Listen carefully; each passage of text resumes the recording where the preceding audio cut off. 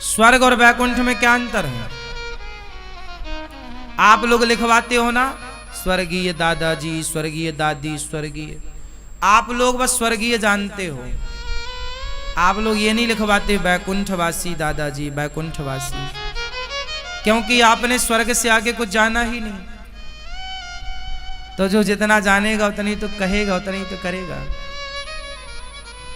आप लोग लिखवाते हैं स्वर्गवासी, जबकि स्वर्गवासी नहीं।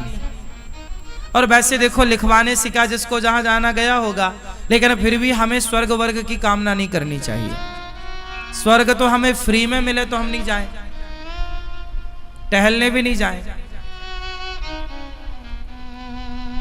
आपका क्या विचार, मैया स्वर्ग जाओगी? हैं? जाओगी तो वहां अप्सरा बन जाओगी।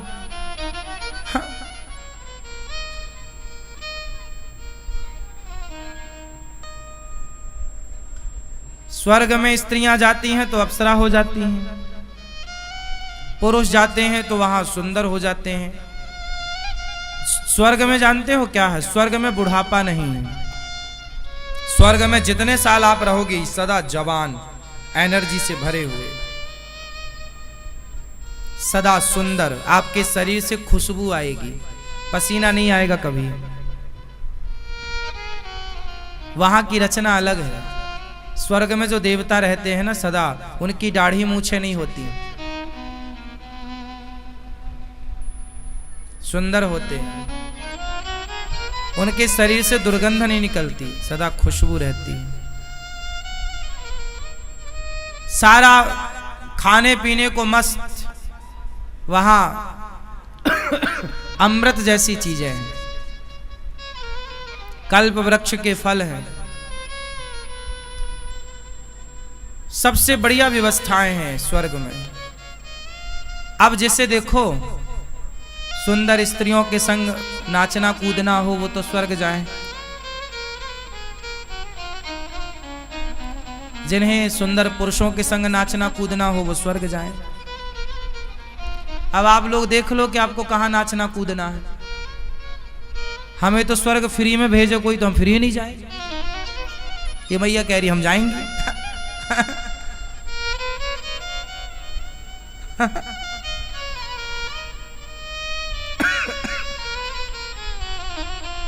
हम स्वर्ग नहीं जाएंगे। वैसे भी धाम में बैठे हैं, वृंदावन में रहने वाले को स्वर्ग वर्ग नहीं, सीधा भगवत धाम गौलोक। गौलोक में तो हम अभी बैठे हैं, ये वृंदावन गौलोक से कम है क्या? स्वर्ग वर्ग तो लगे नहीं लगता वृंदावन में। यहां तो स्वर्ग वर्ग को भी महत्व नहीं दिया जाता। चलो जाओ, स्वर्ग नहीं। देखो पास हुए हो तो 33 नंबर से क्या पास होना, क्यों?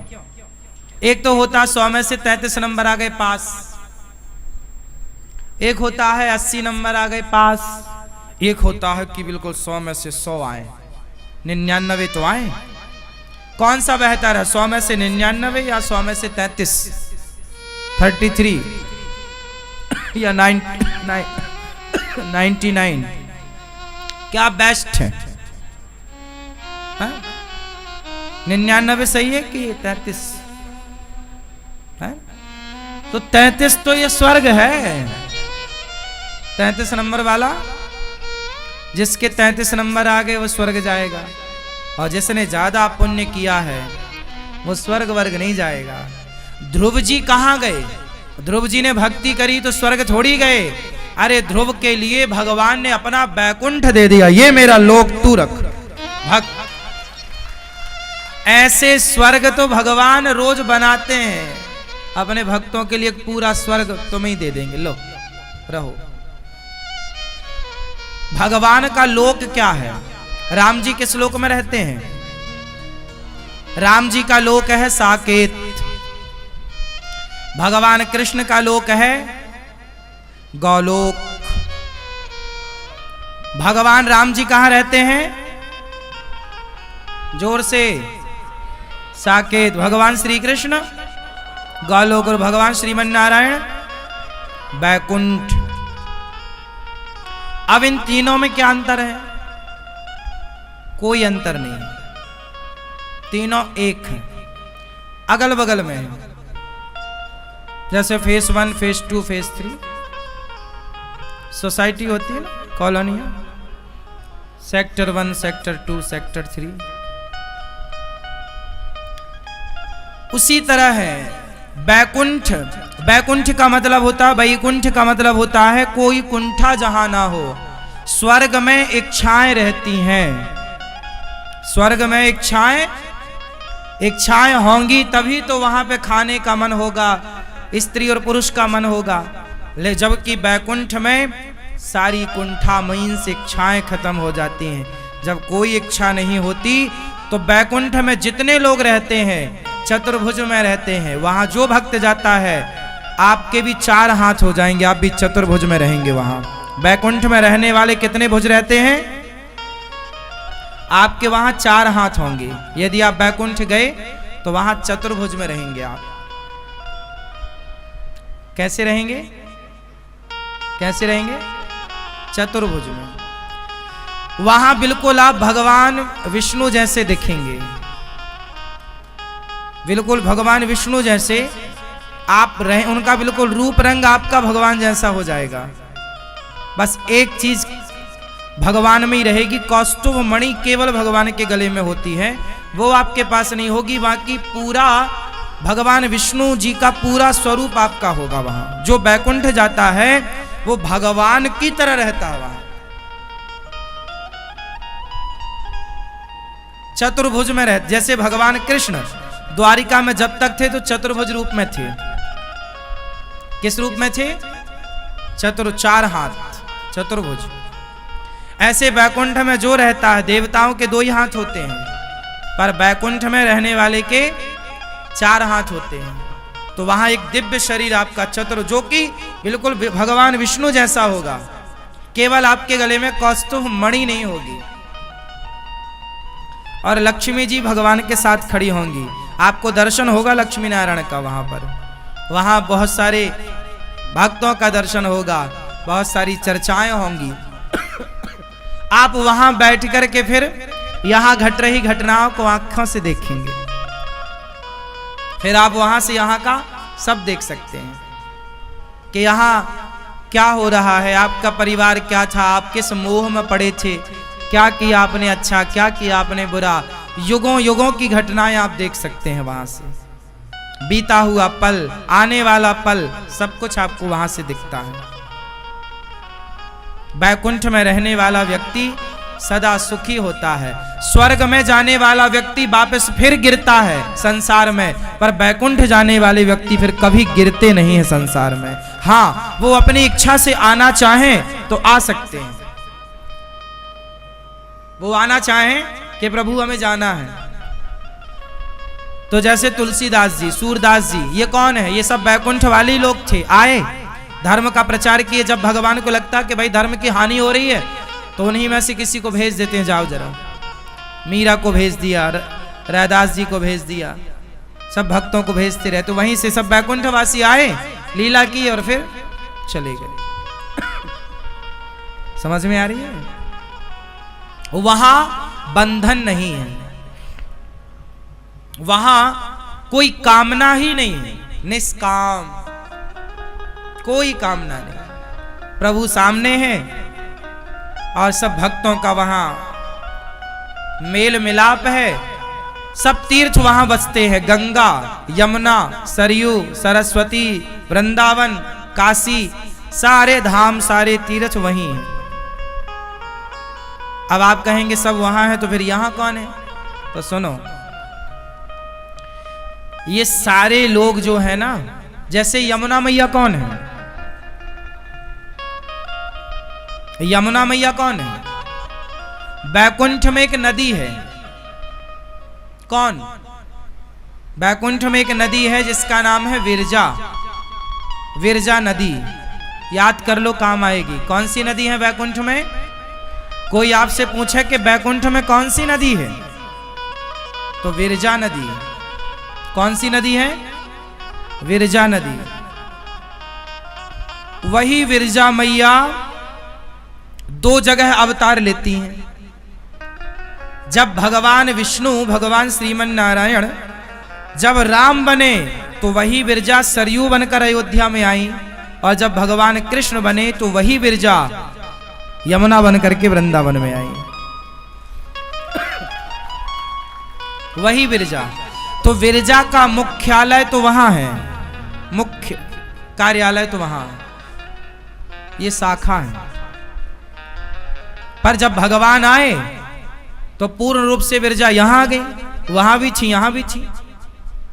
अनेक रूप होते हैं ना भगवान, अनेक रूप। हमने क्या बोला कि आपके चतुर्भुज हो जाएंगे वहां।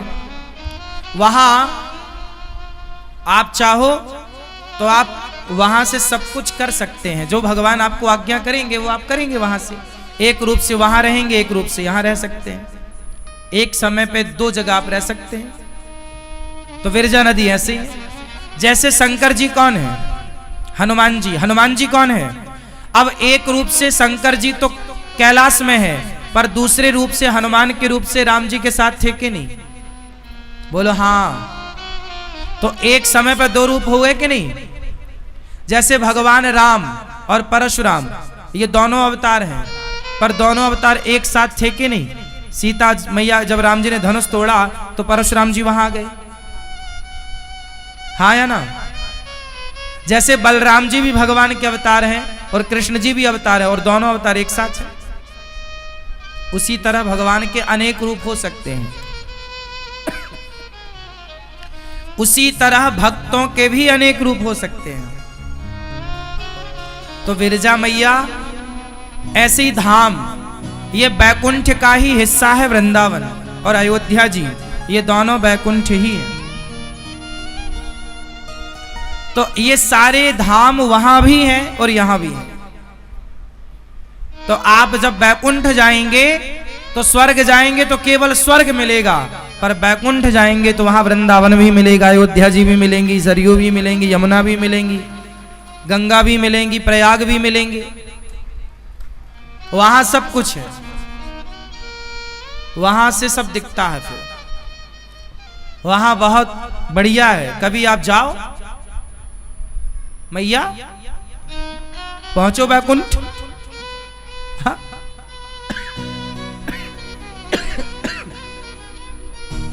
बैकुंठ जाने के लिए क्या करना पड़ता है बताओ मेरी माँ? बैकुंठ जाने के लिए क्या करना पड़ेगा? सच्ची बताओ। अच्छा, बैकुंठ जाने के लिए कोई एक लाइन में आपसे पूछे कि एक लाइन में हमें इस प्रश्न का उत्तर दो कि बैकुंठ जाने के लिए क्या करना पड़ेगा, तो क्या उत्तर होगा?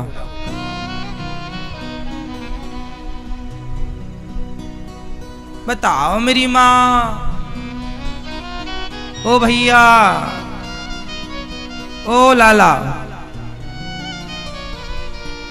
नहीं बताओगे? चलो बताओ, बैकुंठ जाने के लिए क्या करना पड़ेगा? ये मैया पंचायती क्या करना पड़ेगा बताओ?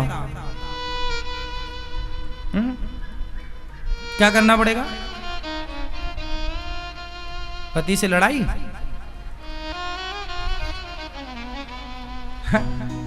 पति से लड़ो सीधा बैकुंठ।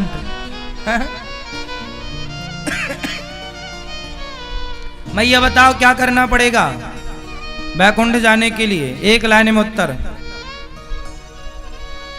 कौन बताएगा? बताओ।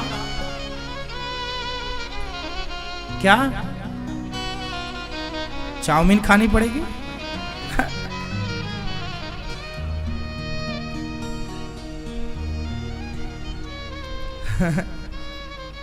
हाँ बेटा तुम बताओ क्या करना पड़ेगा?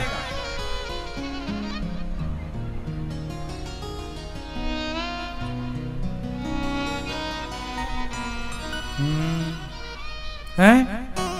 भक्ति करनी पड़ेगी। हाँ,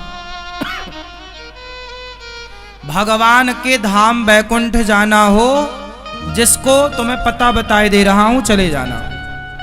जिसको बैकुंठ जाना है उसे एक काम करना पड़ेगा, अपने आप को पूर्ण रूप से भगवान के श्री चरणों में, भगवान श्रीमन नारायण के श्री चरणों में आत्मसमर्पण करना पड़ेगा। हे प्रभु हम आपके सब कुछ सौंपना पड़ेगा, समर्पण।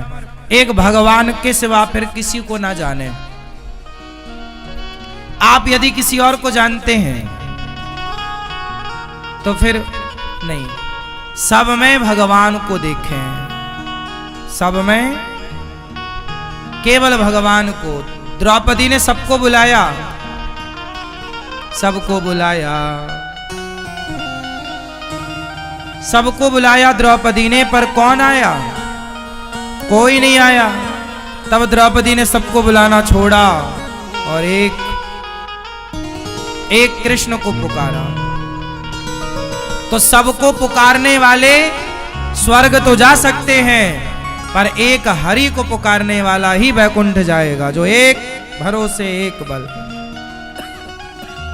एक आस विश्वास, एक राम घनश्याम हित चातक तुलसीदास।